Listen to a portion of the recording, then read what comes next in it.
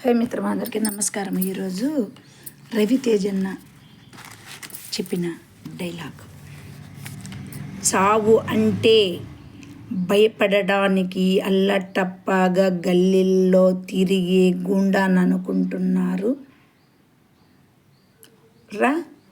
రాథోడ్ విక్రమ్ రాథోడ్. భయము నాకు కాదు రా చావుకి.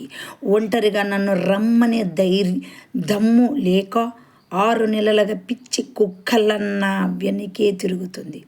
నన్ను తీసుకెళ్ళాలంటే నాతో పాటు చచ్చే ఇంకో 10 మంది దానికి తోడు కావాలి.